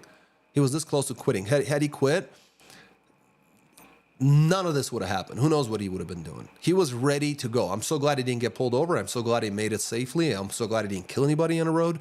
But at the end of the day, you never know when things change. That guy went from nothing to being in a position right now where he easily could be the envy of every trucker out there, because the money that he grosses is ridiculous. The money that he nets is even more ridiculous. Like, the guy's living like a king now, and he's got one truck, one old trailer, and that's it. And he's running local. So my loss, his gain. I'm also on that contract, of course, but the point is, never, ever, ever give up. Now, let's jump in. Don't laugh, but I'm not a big Kevin Rutherford fan, but Let's Truck Bookkeeping is really a good system for 2 or 3 truck operations. It breaks down profit and loss. It's simple to use. You know, I haven't actually looked into that, but that's definitely something. There's not enough content that's out there in written form, and something that you guys don't know is that I actually began writing a book for truckers. Now, I'm only about 120, 130 pages in, and just scratching the surface, so it's a slow process. It might take a while, but I plan to make that book into a printable resource. I'm actually planning to give away the book as PDF format for free completely, so there's no excuse. And a printed version at basically at cost, maybe earn $1 or something like that off of the sale of the book. And I plan to include links in the book and in the PDF that I can later update in the PDF. And you guys can always go to like a more updated book, and the links will take you to all the pages that I'm referencing in the book. So that's the plan, but it's a very big project, and I don't know how long it's going to take for me to actually get it done with everything that we got taken care of. So thank you so much, Chad Reynolds. That's a very good tip. Lord Kevin, realistically, how much would you say a team driving truck should make in today's market? Cost to coast to coast, drive-in. Okay, so good on you for doing a drive-in on a team. You definitely do not want. The worst thing you could do is run a reefer on a team. The next worst thing you can do is a flatbed, and the best thing you can do is a drive-in when it comes to team freight environment. As far as how much they can make, again, it will depend on how you guys operate, the markets you're in, a little bit of luck and a sprinkle of some niceness, maybe some good fortune for you, good dispatching, no loads falling through, stuff like that. You can make some really decent money. By decent money, I'm talking you're probably going to hit between, I want to say, $8,000 to $10,000. So it's not as profitable to run as a team than it would be to run 2 solo trucks. You'd make a lot more money. In many cases, you could actually make more money as a single solo truck running the right equipment, right markets, and the right dispatch than a team. Plus, the other thing is, I've had teams where people will come to me, man, we're the strongest team you ever had. We're going to blow your mind, everything. We let them run. And then I find out from my dispatchers that, they're a team on paper. And what I mean by that is, they go to sleep at the same time. So not much of a team. I mean, maybe a ride-along, maybe a driver and a half, maybe an Uber, something like that, but not a team. So if you got a true team, they're strong, everybody's hungry, paid on percentage, they're ready to roll, you got all your permits, you guys are really on top of your game, you have a clean safer, lots of references, you have, some to show for, an aged MC, good equipment, then yeah, you're not going to have any issues. You're gonna make money, and dry van's only going to help you out. Give us a call. Let us know. I can set you up with a really strong dispatcher. Our guys know how to run teams in this market. So, but you have to have some things in place in order to make sure that you can have that success and it's sustainable success. So hopefully that's the case. So dry van's the way to go. So $8,000 to $10,000, I think you should be able to make it. Do you help lease contractors from other companies that are allowed to self-dispatch? Absolutely. In fact, we have some customers. Now, the one thing you're going to want to make sure to know is that make sure it's worth your while and that it's actually with all the operating costs that you're already covering. Make sure that the additional 7% that we're going to be charging, if it's going to make sense. So this is where you have to really, really look at your numbers, because it does work for many, and for many others it doesn't work, all right? Because they already kind of have dispatch priced into their program, and then here you go to another company and then you're paying them money, so it may not be worth it to you. What I always recommend, as long as you have nothing holding you back or any sort of contractual obligations, is to get a hold of us about our leasing program, because the dispatch is already included. There is no additional charge, so we don't take that 7% out of the leasing income. You're working with the same dispatchers as it is, and so at least you're going to keep that 7% in your pocket. And considering, you know, the slim margins, if you can keep an extra 7% in your pocket, that's really good money. Plus, our program is kind of known for being on the lower end as far as the expenses are. So more often than not, the chances are that you can save money with our program. And then there's a lot of flexibility there. And I'm not going to get into all the details, but here's the thing. If you got your own plates, bring them. You got your own fuel cards, bring them. If you got your own trailer, bring it. You know, if you have your own customers, keep those customers, bring them. If you find your own customers that you want to self-dispatch, that's fine. Let your dispatcher know. They'll take care of paperwork, take care of everything, get you on a load. We're here to work together. We're not here to set limitations and say, no, you have to use our fuel card. No, you have to use our plates. No, we have some of the most expensive plates because we're set up through Illinois. I believe the second most expensive state you can get your plates from. So if you got some out, you know, I don't know, maybe you're out in Louisiana, very inexpensive state to have your cab card, your IRP, then you got them there. Bring over. That sounds good. So there's a lot of benefit to that. And for a leasing program, I'll get a hold of Kevin. Again, call 801-448-6363, hit extension 1, then extension 2, and that'll go to Kevin. Or just go to our website. Here, I can probably show you. If you go to our website, let's see. Let's go like this, and we'll say, well, that's going to be our blog. But when you go to our website, this is what you'll see. So here, this is for the dispatch service. And then here is for the leasing. So when you click on the leasing, this thing will pop up. You just put your first name, your email address, and your phone number, and we will get in touch with you. Same thing with dispatch. Very, very similar, except you just add your MC number because you have an MC number.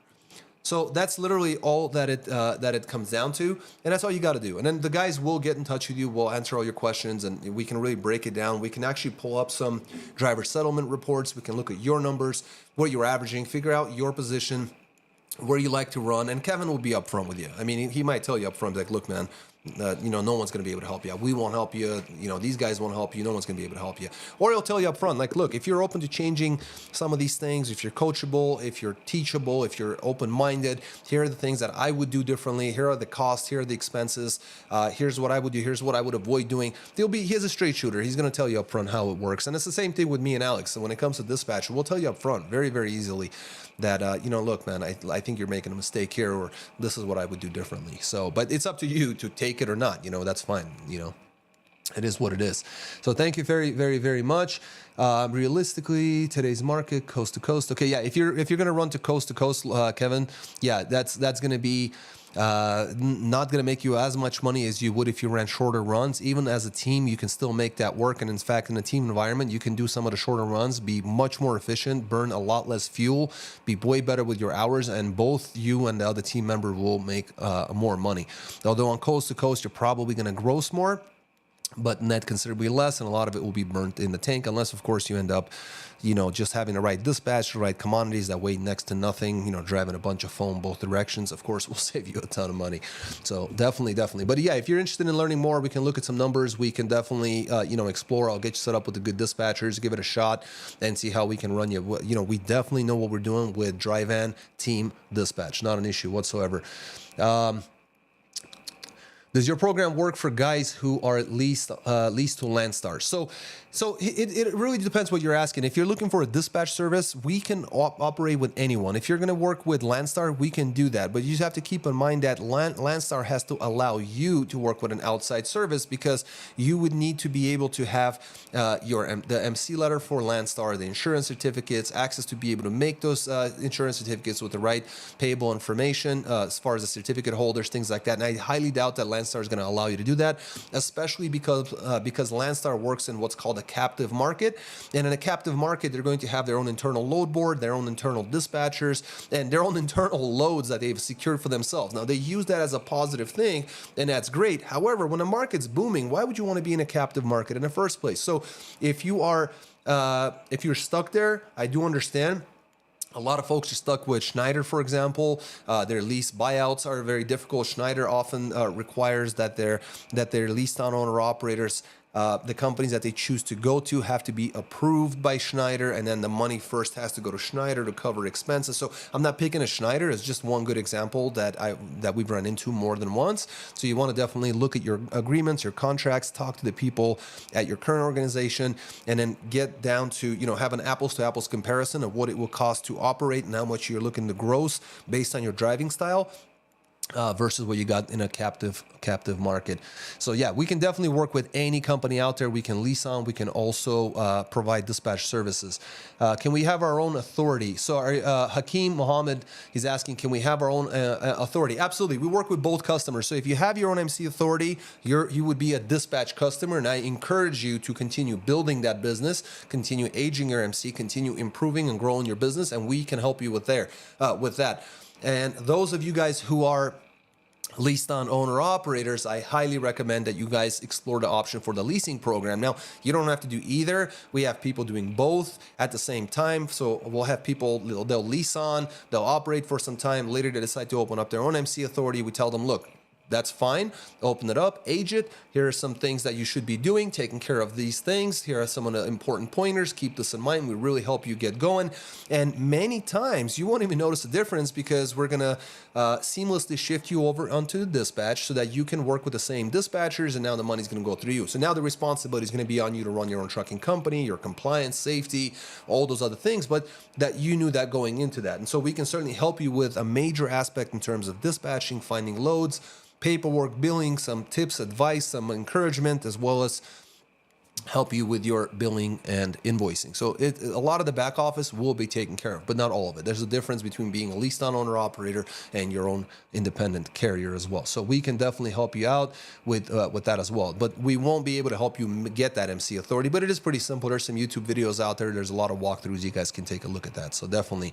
Would Iowa be a great home base for an independent? I would say absolutely. So anywhere in the Midwest, you're probably going to be in a great area.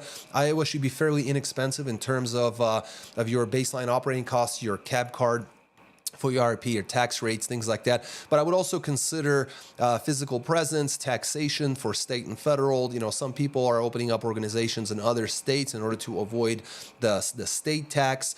You sometimes can benefit from registrations. Like, a lot of folks, they register back east. Well, what's the state that we always see? Maine.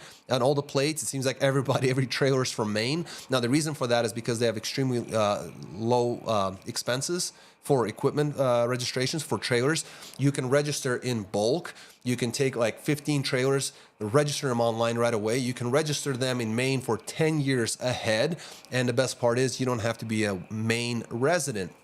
That's part of the reason why some of the neighboring states actually hate the state of Maine, because all the neighboring states, they all rush over into Maine and get all the registrations taken care of. That's part of the reason. That's the explanation why when you're on the highway, every trailer has Maine plates for the biggest company. So yeah, Iowa would be a great place to be, but I would definitely take a look at some of the financial aspects of starting a trucking company out in Iowa. But Midwest is generally very, very good, and you're going to be right in the middle of the country. And also a good market, so definitely. Now, Michael Proctor said, I run a spot market as a lease purchase contractor and book my own freight. Is This is why I was asking about the dispatch service. Yes, sir. So Michael, yeah, that makes perfect sense as far as you, I think you were asking about, let's see, do you have lease contractors from other companies? Are they allowed to self-dispatch? Yeah, so you can self-dispatch. We have plenty of people that self-dispatch. We have a lot of guys who've done it for years, and you're completely open to doing that. We have a lot of that. What we have noticed, however, and again, you can do either way, but what we have noticed is that most folks, they'll leave a lot of money on the table. So we do encourage you to use dispatch, and there's no additional charge for that. So if you lease on, that's the cost you pay. You're not going to pay anything extra. You're not missing out. But if you're good at negotiating and you know you're doing the right thing and everything's cool, you run your credit checks, take care of it. And if it's a broker that we're not set up with and you've already established the pricing, the pricing on a load and all the details, fantastic. Talk to your dispatcher, give them a call. Hey, you're going to get a packet anytime, in a moment. This is the guy, this is the name, that's the load. Please take care of that for me. Send the information over to me. Thank you. I appreciate it. So you could totally do that. A lot of folks do that as it is. So definitely. Yeah, for leased on owner operators. Lord Kevin saying, my brother just had to rebuild his engine, $22,000 plus $3,000 tow. My other friend keeps having to repair his radiator, the DEF system, clutch. It's tough out here right now. Pay is peanuts. No, you're absolutely right. And that's why it's so important to not have repairs on a road, to have really clean maintenance, to have all your records, have everything taken care of, and do as many repairs and preventative maintenance near home with your local mechanics. For example, like we go to our Freightliner shop, right? And my truck's a little bit older. It's a 2016, so it's past the warranty, but we continue going to Freightliner, and they give us a local rate. They don't do the crazy hourly rate. It's still a crazy rate. It's still expensive, but it's considerably lower because we're local and they give us a rates. I would much rather do that than be somewhere out in the boonies by some guy who's trying to take advantage of me because he knows that I need that belt or I need that repaired because I got a load in the trailer and it has to get done pronto. He's going to rip you off. That's what's going to happen. And so it's always better to take care of maintenance. That's the reason why we have our owner operators always swinging by to Lincoln, Nebraska. And we have some surprises for you guys coming up in the later portion of this year as we're moving into a brand new office that's currently getting taken care of and getting all fixed up and nice for you. It's going to have its own docks, and we're going to have our own little shop in there and everything. So a lot of the maintenance and basic stuff, tires, things like that, fluids, we can get that taken care of in-house, which we weren't able to do in the past. But all the way through from the past to now, we actually used local shops, which we knew they took care of us. They were very honest, very, clear. And, they were able to keep the equipment nice and maintained and taken care of at lower cost. So that's why we always do it this way. And we highly recommend that you guys do exactly the same thing because like Lord Kevin said, these repairs can get very, very expensive. So thank you guys for that. Guys, please smash the like button, make sure to subscribe, but hit the like button. That's going to help the video really get out there. And Chad, I also doubt that Landstar will allow it. I don't think I've ever had a Landstar customer that was able to run under dispatch because I just don't think they would allow that. And then they have so many like Landstar Ranger and they have different MCs. So it really would just depends on who you're going to get set up with. In my opinion, Landstar is a fantastic company. Their captive market is pretty decent. They have a pretty strong company, but in my opinion, they charge too much, but to each their own. And, if it works for you, more power to you, sir. Definitely. But, I would definitely call in, talk to Kevin, maybe ask them about some of the drivers that drive very similarly to you. Have Kevin send you like a PDF for the driver settlement. Then you can pull up yours, compare the expenses, the deductions, the reductions, whatever the things that they pull out, and then you can compare your gross to this gross, that net to this net. And if it's a considerable difference, then you may want to consider switching gears. So definitely. Hakeem Muhammad, yes, sir. Let's see. Can you do well as a new authority running flatbed with a cash truck and trailer? So here's the thing: if you bought equipment, this is the problem with that sort of thinking. If you take money and you buy a piece of equipment in cash, certainly will lower your operating costs. But you got to remember, like that money didn't fall on your head, right? So the way I do it is I usually break it over a 4 or a 5 year imaginary loan at an X amount of interest. So for example, think of it as, yes, I paid it in cash. My operating costs are lower, but let's still include that over the next 4 to 5 years. Whatever your depreciation schedule will be, I would duplicate that same schedule, and I would duplicate that on a financing end. So if you bought a piece of equipment, truck and trailer for, let's say, 60 grand, break it down to your expenses and consider that dollar amount as part of your operating cost so you can cover, because that money didn't come to you for free. And if you went to a bank, you would have paid interest. So you consider that after X amount of years, consider that loan was paid back in full, and the equipment's probably been depreciated by that point. So yes, you can make money, but as a new MC authority, I would definitely at least age it for 30, 60, 90 days if you can. Closer to 90 days, the better you're going to get. Try to get set up with companies like CH Robinson, TQL, if you can with Coyote, some of the other companies that will actually get you rolling. Try to take some loads, try to get some references. But yes, Andre Johnson, the second, yes, you can do relatively well as a new authority running a flatbed. Make sure you have all your additional equipment. Make sure you have your headache rack, all your all your ratchet stuff and straps and chains and binders and there's a ton of stuff, and just make sure you're ready for it, and be ready to tarp, guys. No more of this. No, I won't tarp, I won't do this. I've heard stories that you can make money without tarping. No, you can in a contract market, but not in the spot market.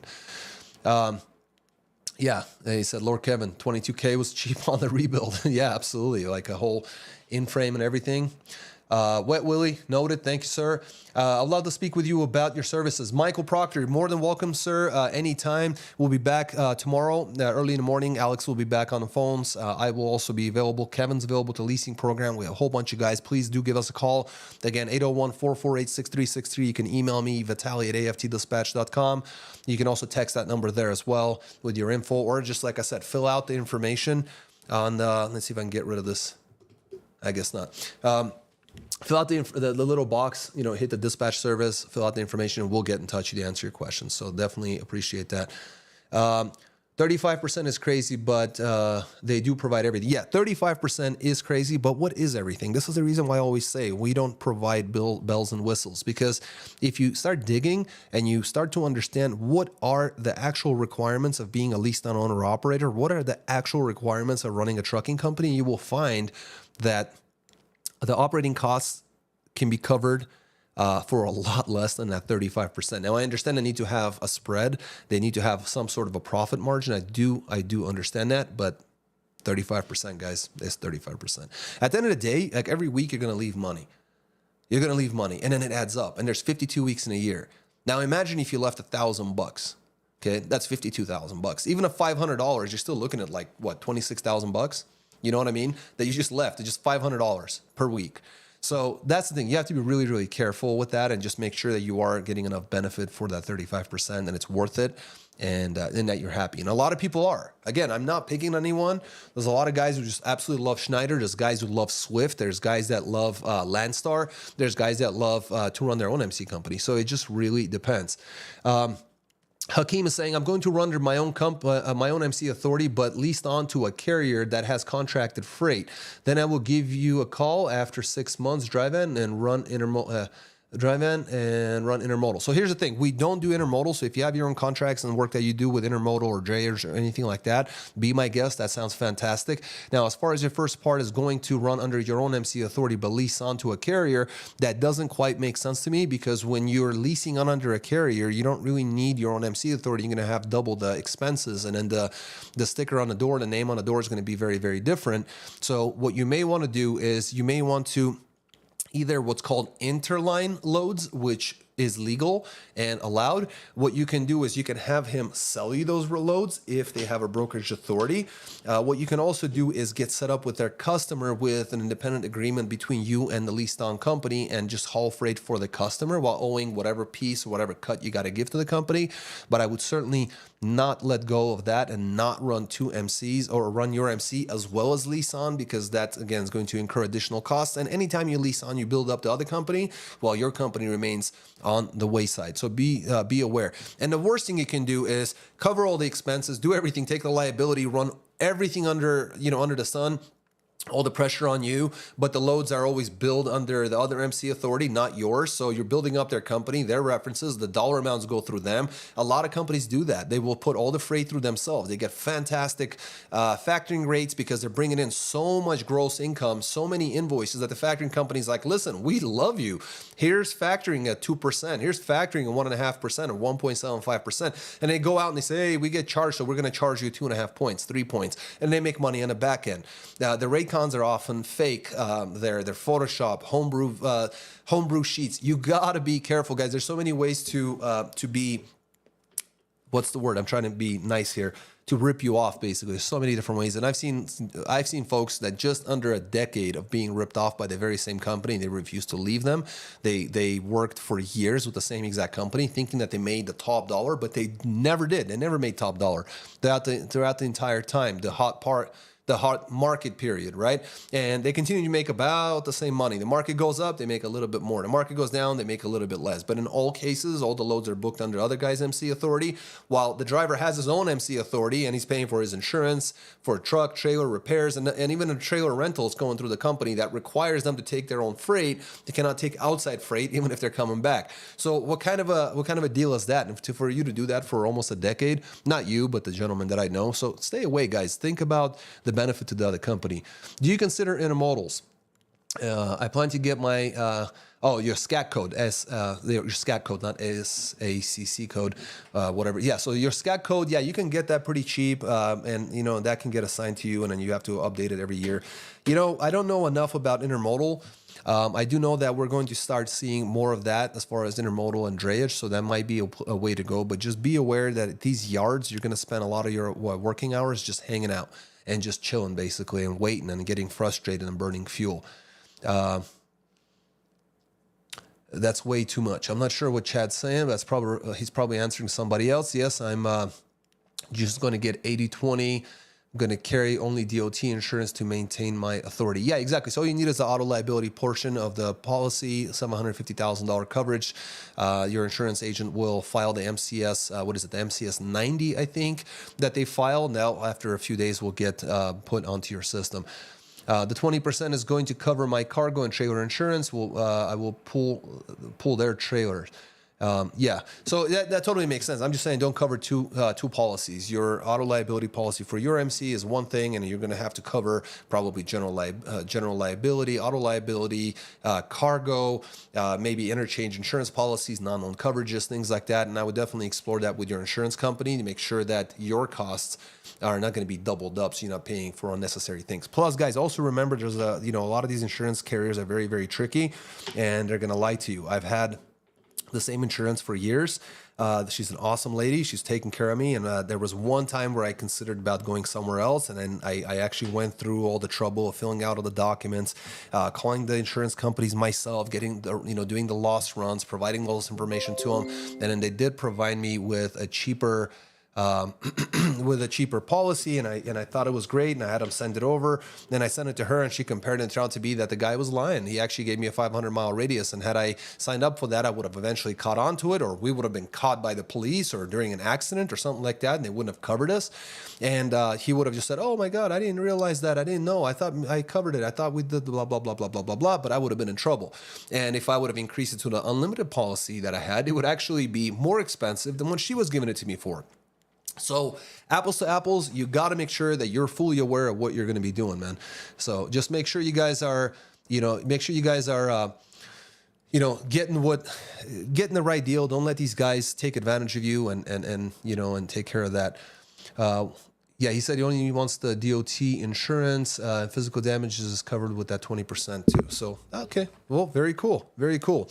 So we covered that. And in the last maybe about 15, 20 minutes, I wanted to cover a couple other things. And maybe we'll leave some of this stuff to next week. It looks like I didn't get to this part of the video. But it looks like we did cover and answer a lot of questions. So I certainly appreciate that with you guys. So I want to talk to you guys about spot versus contract freight. And again, I might revisit this next time.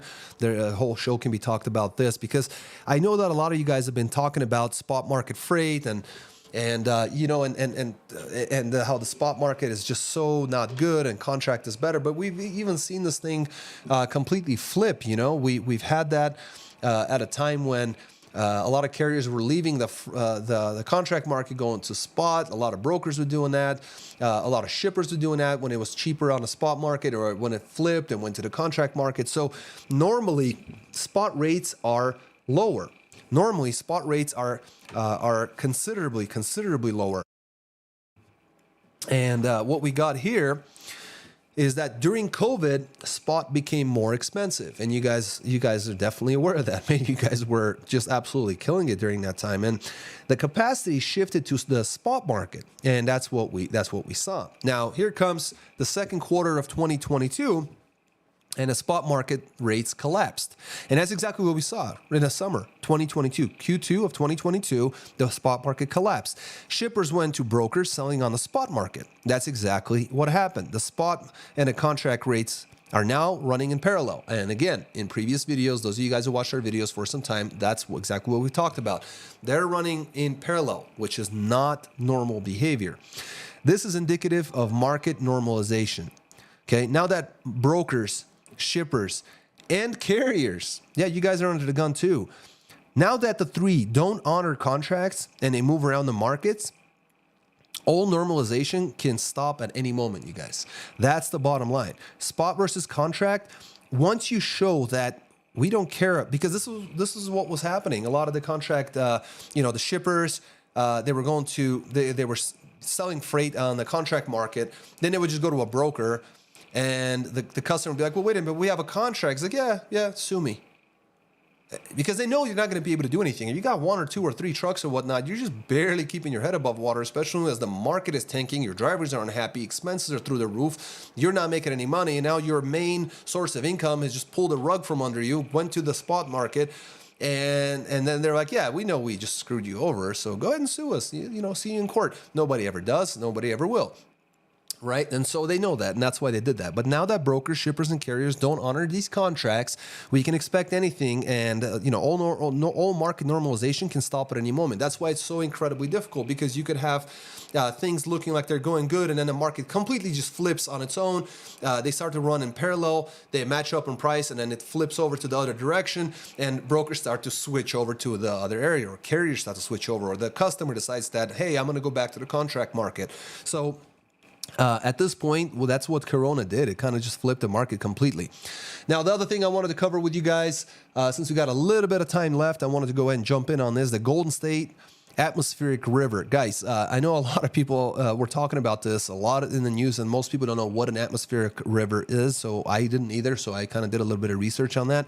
So the atmospheric river, it's like rivers in the sky. Okay, that's the notes that I took for myself. They transport water from the tropics, then they make landfall as rain or snow. And that's exactly what we saw in California, Donner Pass, parts of Arizona, parts of Nevada, same thing in Utah, and coming over to the mountains really do stop a lot of that precipitation or a lot of the snowstorms and things like that, but it does come over. But California, Nevada, and like Flagstaff area really got beat up this year. Now here's the interesting thing. Everything's always compared to the Mississippi River, right? We got the most sales to the east of Mississippi, right? We got the this and that most the west of the Mississippi. Well, here's the thing. Here's another one. The average atmospheric river carries 15 times the water at the mouth of the Mississippi River. So a huge amount of water. 15 times the water amount at the mouth of the Mississippi River.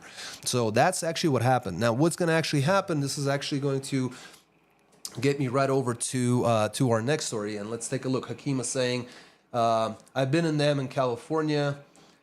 They have machines in California and Nevada. They do manipulate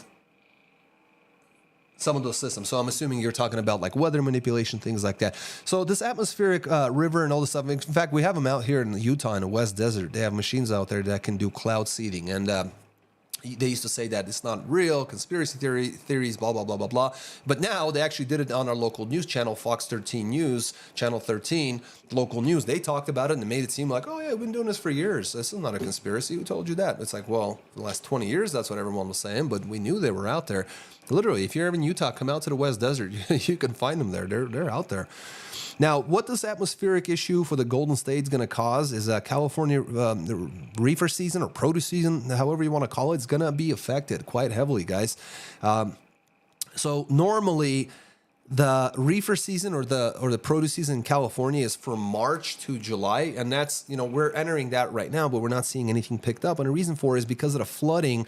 Flooding delays harvesting and replanting, and that's exactly what we saw. And this is likely to disrupt the markets themselves. So, as you see changes in the California produce market, be aware that is what's actually happening. Now, this is likely to mean less freight and shorter timelines. So, be aware there's going to be less freight, and the timelines are compressed, right? We made a whole video about this. We made one last year about this time of year because we saw all the stuff and a lot of the flooding, washing out the produce, washing out the dirt, the ground, making replanting difficult, making harvesting difficult. There's a lot more stuff that went bad. There's a lot of rotting. There's a lot of this stuff happening. Happened last year.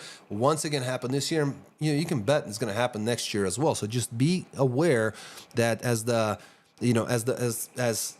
weather or weather modification or whatever it is that's affecting the market, as these things go into effect, and they will affect the freight markets, logistics, the trucking industry.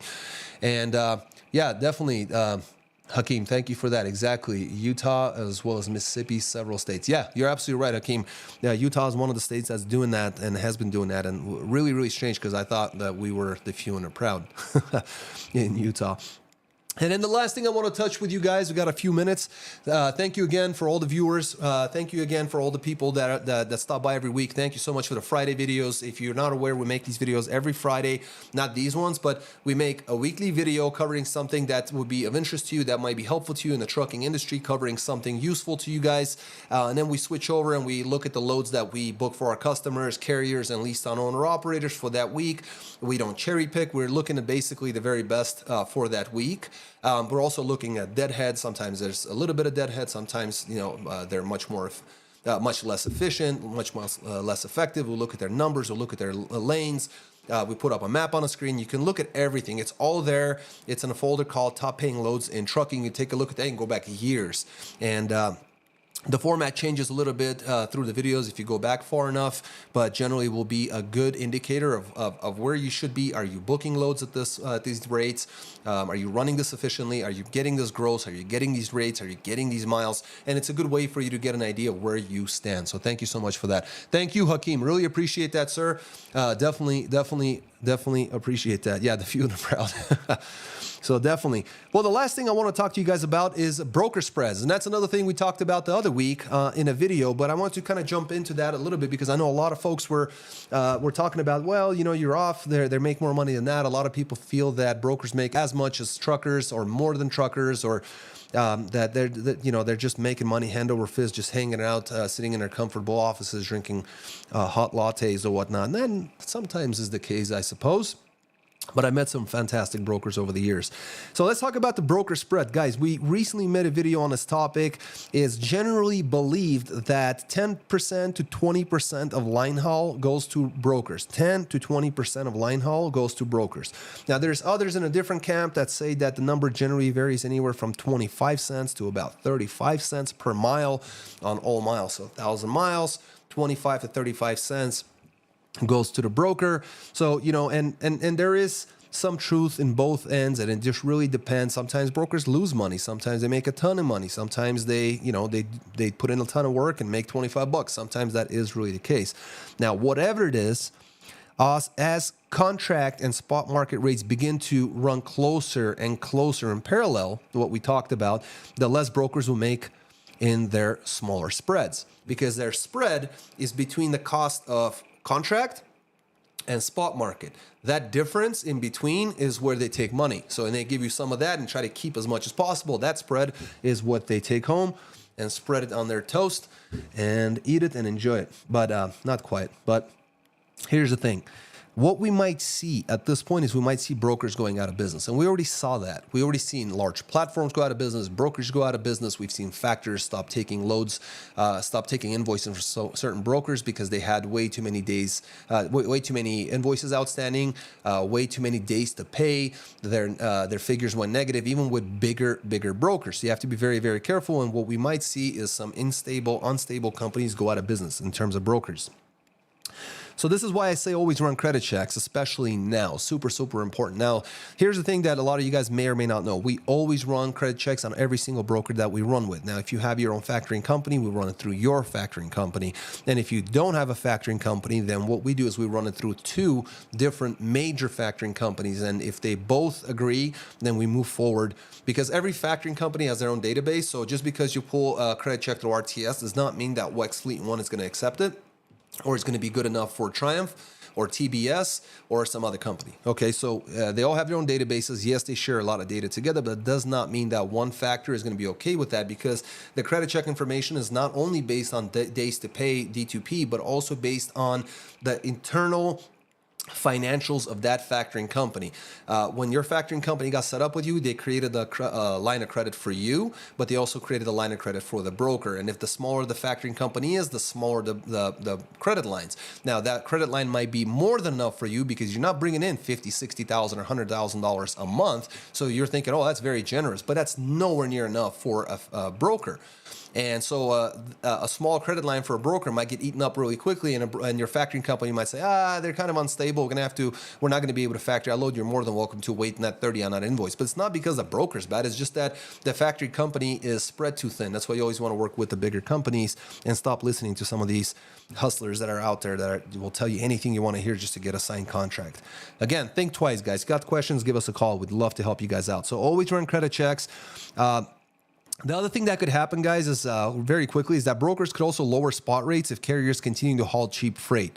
Okay, so I know that it's very popular to say stop hauling cheap freight, no more to cheap freight, don't haul cheap freight. Here's the thing: if carriers continue to haul cheap freight, and brokers will basically lower the spot market, and this will help them widen their spread and take more of the carrier's money. So what they're going to do is say, hey, listen, we're used to this much spread, but because the contract and spot markets are running so close to parallel, that's not enough money for me. There's not enough spread on my bread, right? So what they do is they lower the prices, and they widen the spread, right? So what happens at that point? They make their money, you make less. So that's what we want to avoid. Cheap freight, say no to that. I'd rather you guys wait a little bit longer. I'd rather you take a different load. I'd rather you go empty if necessary than take the cheap freight, unless it's going to reposition you or bring you home, and then that's your final stop there.